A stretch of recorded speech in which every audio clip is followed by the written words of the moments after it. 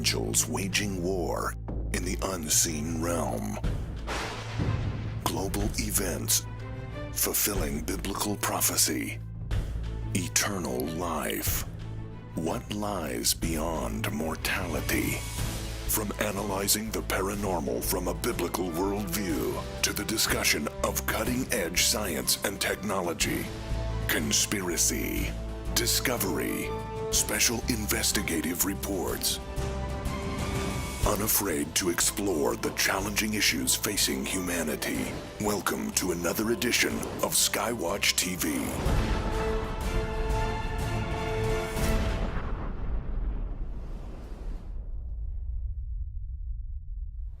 One of the difficult aspects of the Old Testament, even for believers, is understanding why God ordered the Israelites during the conquest of Canaan to wipe out every living thing among certain communities. Welcome to SkyWatch TV. I'm Derek Gilbert. Joining me in studio, the host of SkyWatch Women, my wife and best friend, Sharon Gilbert. Hi. And the author of a book that seeks to help us understand the mindset, the worldview of those who actually wrote the Bible. He's the scholar in residence for Logos Bible Software and the author of The Unseen Realm, Reclaiming the Supernatural Worldview of the Bible, Dr. Michael Heiser. Mike, the conquest of Canaan, is Yahweh, the God of the Old Testament, just a genocidal maniac Yeah. as skeptics will claim? Yeah. That description always suggests that it's indiscriminate. There's no sort of rationale for this. Caprice. God wakes up one day, he's bored, so who do I kill? Yeah. Why not? Let's just kill more than I did yesterday. All these caricatures, again, of God, very convenient. What I'm trying to do in Unseen Realm, I spent a few chapters on this, 3 chapters, on the whole concept of, harem, which is, holy war, but harem means to devote something to destruction. In other words, it's a specific judgment passed by God on a particular place. What I'm trying to do is show people that, hey, novel idea here. There might have been a theological rationale for why these commands were given, and there might be an actual context for the wars of conquest when it relates to this stuff. And lo and behold, there is. If you actually look at the conquest account, it's not just killing. There are actually 4 or 5 different verbs used for the conquest. In other words, Israel, this is what you're supposed to do. There's dispossess, there's drive out, there's expel. In other words, there's non-killing terminology. Mm-hmm. Now, the killing terminology, haram, again, to devote something to destruction, if you actually look where that term is used, it's used not very frequently, and other verbs of killing, again, very infrequent, and they all happen to be used in the same places, in the same episodes in the account. And that place is the hill country. And you say, well, who cares So when you say about same the hill places, country? you're not talking about the text. You're talking about, you can take a map Right. of ancient You can Canaan take- and say, you can these take a are the map. tribes that Joshua was Right. told to go in and... Right. Here the account tells us they went to this place, this region, this location, this city, and of course telling you where the city is located. And this is where harem happened. Okay, and if you actually, again, plot those out, and then you overlay that with where were the Anakim spotted in the land when the spies went in to reconnoiter the land, guess what? They overlap. This is why, again, if you think about the conquest as including Moses and Joshua, you go back into the book of Numbers and book of Deuteronomy. The conquest of the territory that God wanted to give to his people actually begins and ends with giants, with the giant clans. In the case of Moses and Joshua, remember they go up the other side of Jordan, and God actually tells Moses, look, you don't have to worry about what's going on in Edom or Ammon, because the descendants of Esau already took care of the Amim and the Zamzumim, and these were the descendants of the Anakim, great and tall people like the Anakim. And the Anakim, Numbers 13:33, are from the Nephilim. So God's saying, look, you don't have to worry about this, but there's still some of them left way up here in Bashan. And that's where he sends Moses. They go to confront Sihon and Og, the king of Bashan, the Amorite kings. Amorite, the book of Amos, chapter 2, says the Amorites, were as tall as cedars. Cedars, right, It's the yeah. same Yes. thing. So that's where the conquest begins. And then, of course, they wind up getting into Canaan under Joshua. And then you have the Harem command, the killing commands, wherever they occur, are in these places where the spies earlier had said, hey, we saw the Anakim in the land, that's why we're scared, we can't do it, and that's why we get the 40 years of wandering. At the end of the conquest, how does Joshua define victory? In Joshua 11, quote, there are no more Anakim in the land. Yes, yes. So from beginning, during, and after, the annihilation is not indiscriminate. God's not saying, I want you to go in there and kill everybody that you run into. What's happening here is they're targeting certain bloodlines, certain groups.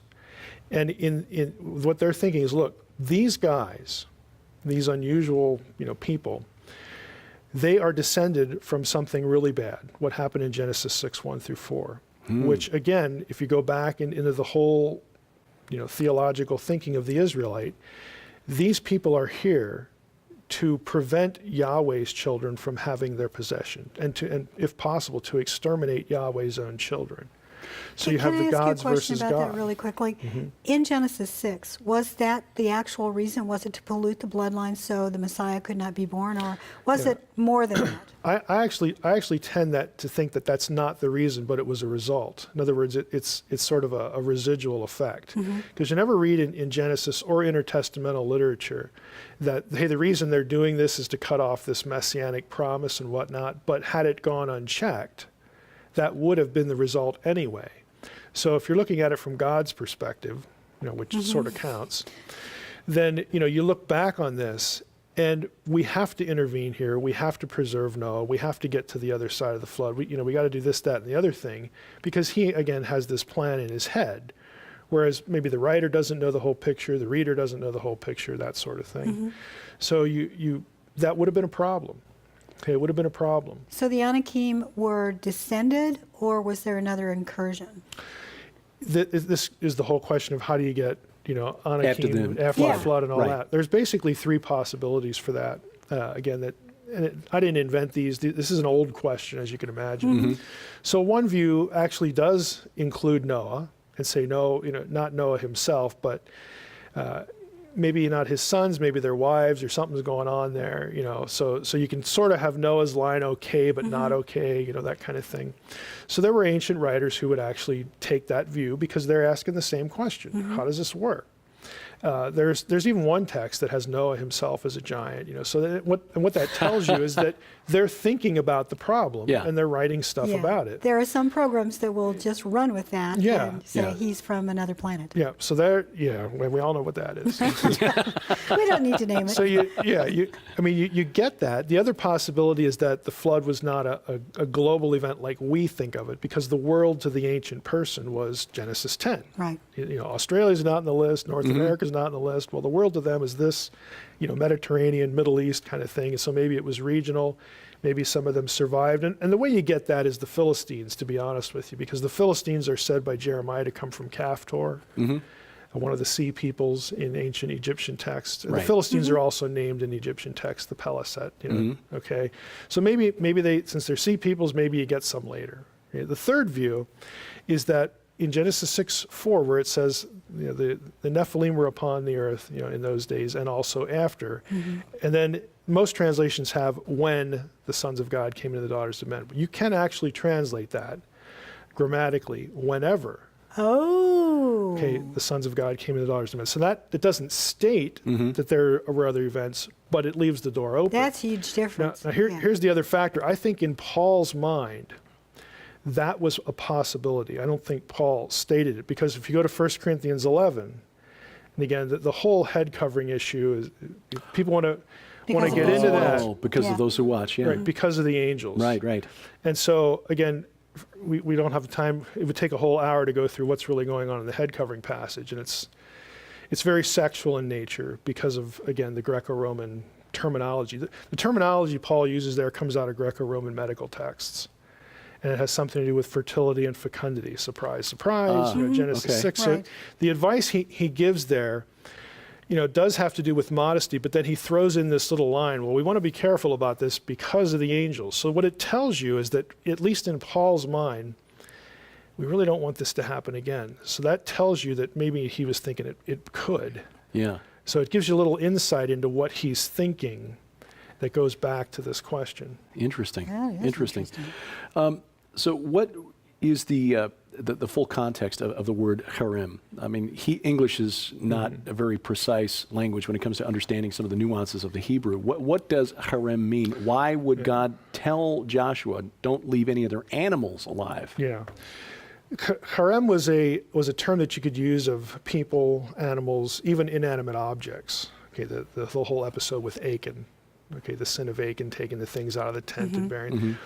All of that stuff was harem. It was devoted to destruction or devoted to God. Now, they could destroy, inanimate objects. They could burn them, for instance. But the larger idea was that I am taking dominion over these things. And as the creator, as the owner, and as God, okay, I'm going to determine what to do with them. We will not use these things to bring, some other kind of sacrifice, if it was an animal.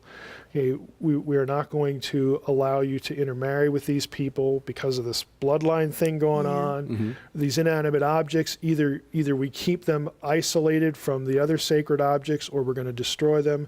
In other words, God asserts his dominion and ownership, his right to essentially say life or death, on this particular object that's named.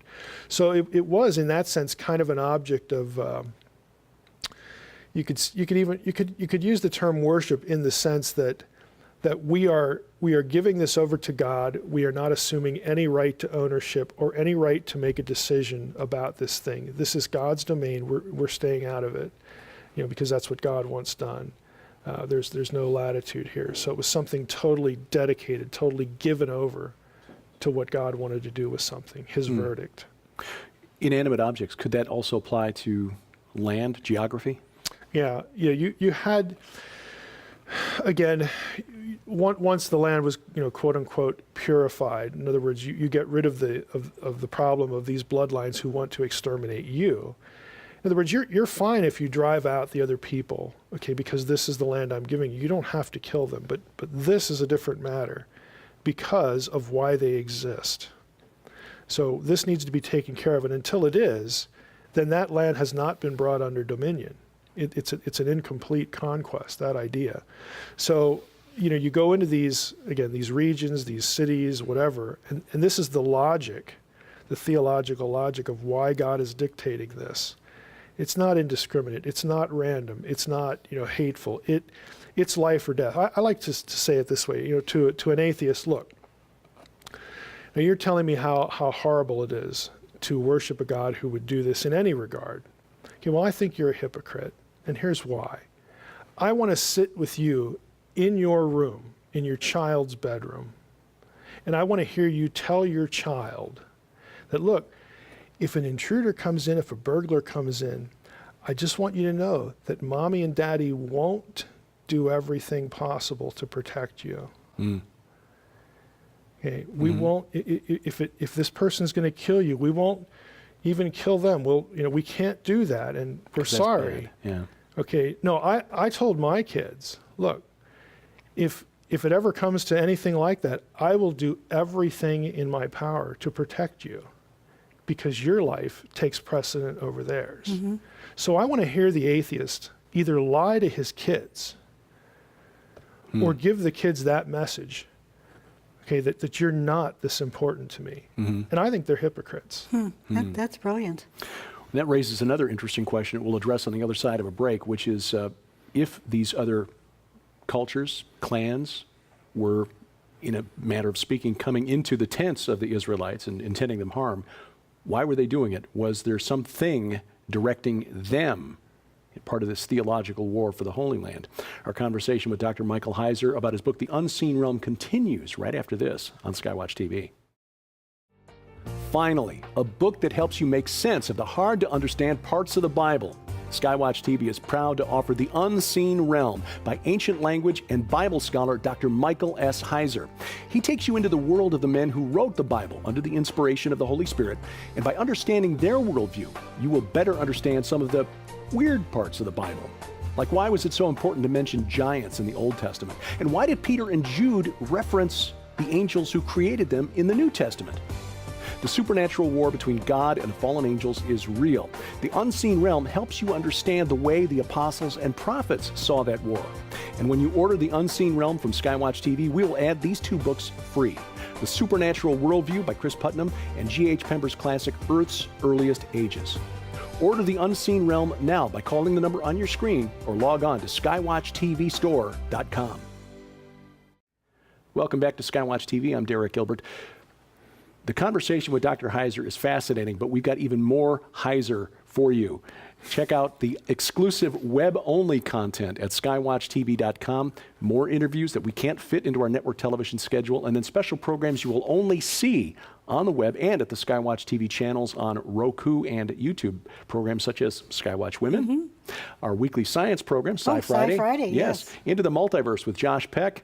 Don't watch that one. That will make your head explode. And daily news updates as well. All of that you'll see at skywatchtv.com. Mike, you made a really interesting illustration of the reason that God, Yahweh, had for ordering or dedicating to destruction these bloodlines, these giant bloodlines, the Anakim, Rephaim, Nephilim in the Old Testament. Why were they seeking to do harm to the Hebrews? Was there a cosmological tug of war, power struggle taking place in ancient Canaan?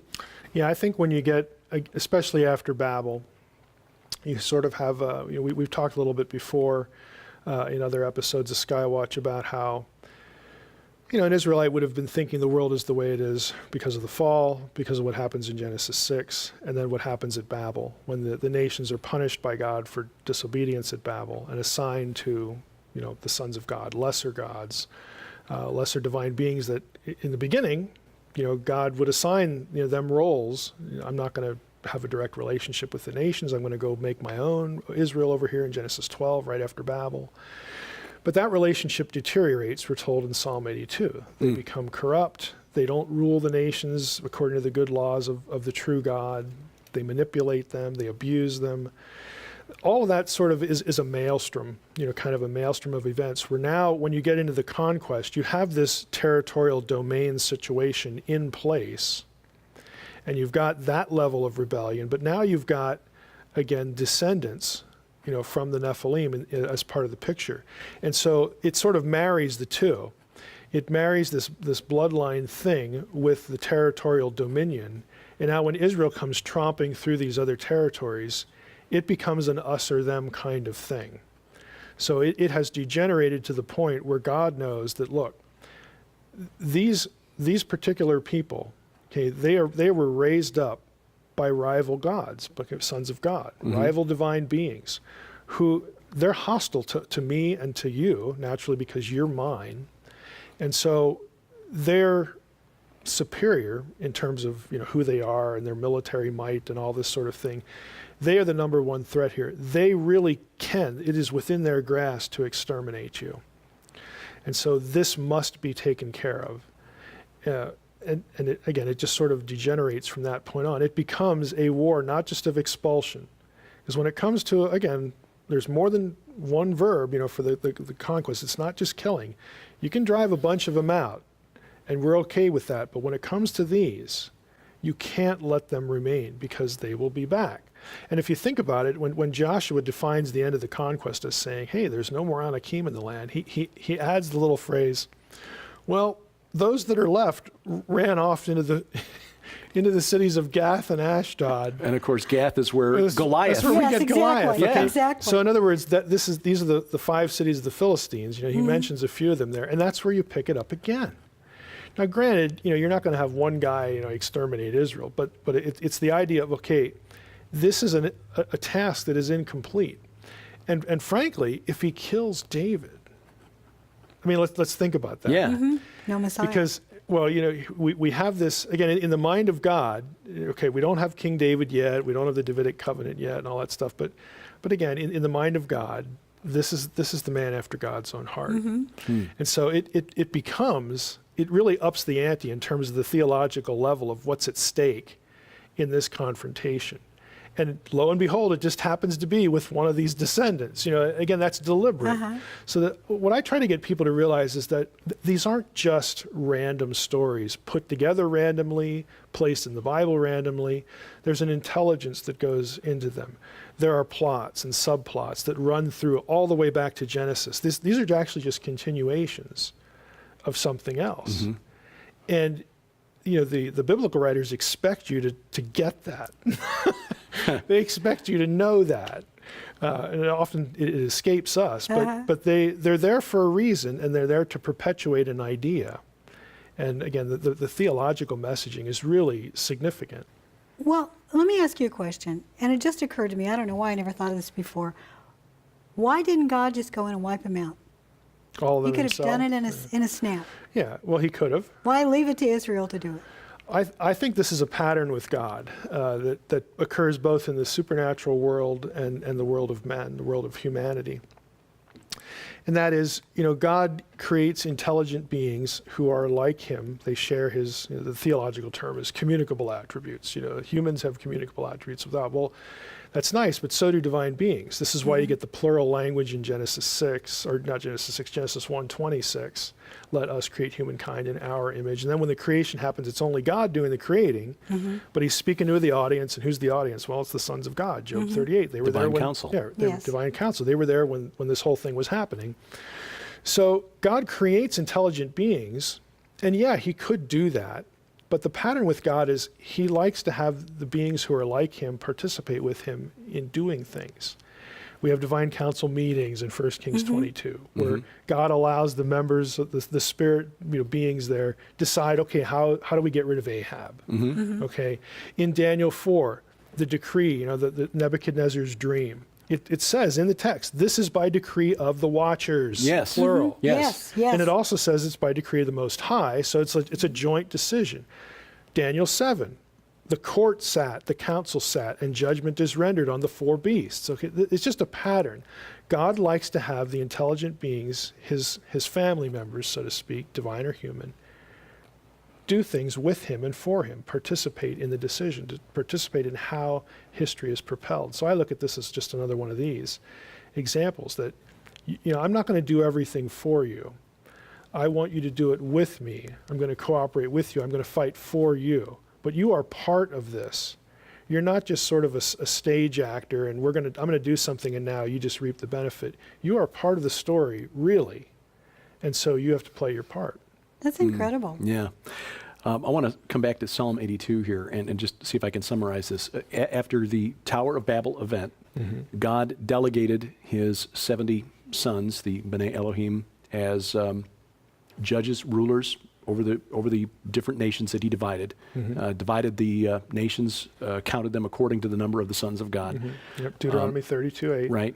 And then for whatever reason, some or all of these decided to set themselves up as gods themselves, got a little taste of power, liked it, and decided that they were going to rule not as God's agents, but instead of God. Yeah, rivals. Yeah. Psalm 82 then, is that the scene where God calls them back together and says, okay.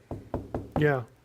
Yeah, in the beginning, again, the famous first verse, God stands in the divine council in the midst of the Elohim, midst of the gods, he passes judgment. Then verses 2-5 is, why am I angry?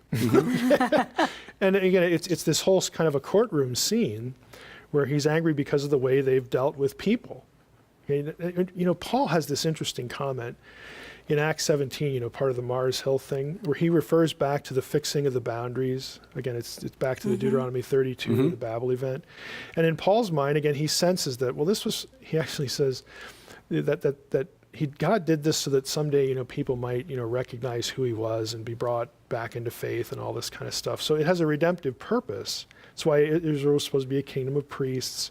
You live a certain way, you're going to attract the nations back to me. They're going to voluntarily come back. And I actually think that's part of the problem, because instead of Israel trying to attract the nations back through, the Abrahamic covenant, through you all nations of the earth will be blessed, I think the gods of the nations see this as part of the plan. It's like, no. They're ours now, and we're not giving them back. And you get this rivalry situation going on, and you get abuse. And Yeah. by the end of the psalm, because he says, look, all of you are sons of God. All of you are sons of the Most High. You're all Elohim, but you're going to die like men. And then the last verse, the psalmist says, rise up, O God, and take back the nations. Take the nations. So he wants this to happen, but it's an eschatological feel to it. It's actually part of a bigger theme in biblical theology that scholars refer to as the death of the gods. Death of the gods. Right. In other words, when the other gods finally get what's coming to them. Yeah. Now, in biblical theology, it's always associated with the day of the Lord, or themes like resurrection, tribulation, Messiah, all these sorts of things. Because, again, if you look at the New Testament, and I'm a big proponent of, and again, this isn't unique to me, but already but not yet eschatology. Things have been initiated and launched, and they're in process, and then they're going to have a consummation. And you get this tribulation, day of the Lord language all the way through. And not coincidentally, it coincides with the beginning of the body of Christ, the church, the quote unquote new Israel, where now we have the people of God here, and the gates of hell will not be able to, withstand it. So as the church grows, incrementally, the powers, the principalities and powers, geographical terms, geographical rulership terms, thrones, dominions. This is the language Paul uses. Yeah. They lose their turf. Okay? It's a progressive losing to them that's going to culminate, again, in things like the scenes we see in the book of Revelation and elsewhere. But this is actually part, what you read in Revelation is part of a whole complex of ideas that goes back to this desire to see the gods judged. We just got about a minute left here, but something occurred to me. In fact, we talked about it in our weekly Bible study this past week. One of our many Heiser moments? Yes. It's like we ring the bell every week for the Mike Heiser reference. The parable Jesus gave of the ruler who goes away to foreign land in the wine press, and he sends his servants back to, and the tenants beat him up, and then they kill one, and then he sends his son, and they kill him. Isn't it interesting, the tenant language there? Yeah, so essentially, because I had always thought, well, this is talking about the Israelites beating up and killing the prophets, but is there a deeper meaning there? Yeah, I think there is, because the day of the Lord, the resolution of the exile, the end of the tribulation, and the coming of Messiah, of course, in our context, it's the second coming. They not only include all 12 tribes. Okay, this is from Hosea chapter 2, Hosea 1 and 2. It includes Gentiles as well. This is why Paul, when he quotes Hosea chapter 2 about, my people, not my people, and all that, Paul swaps in the Gentiles for the lost tribes, because in Hosea 1, he's included the Gentiles in that vision. That whole, this is what's going to happen. So when you go to a parable like that, you have to view it against the larger picture of Old Testament theology. The Gentile nations are always part of this regathering thing. It's not only Jews. This is what Paul refers to as the fullness of the Gentiles. Well, when the fullness of the Gentiles happens, then we'll go back to Israel, and all Israel will be saved. We're going to have to stop. We're out of time. Yeah, fascinating discussion, but the conversation will continue in the exclusive web-only content at SkyWatchTV.com with Sharon Gilbert, and for Dr. Michael Heiser. We thank you for watching as we keep watch. This is SkyWatch TV.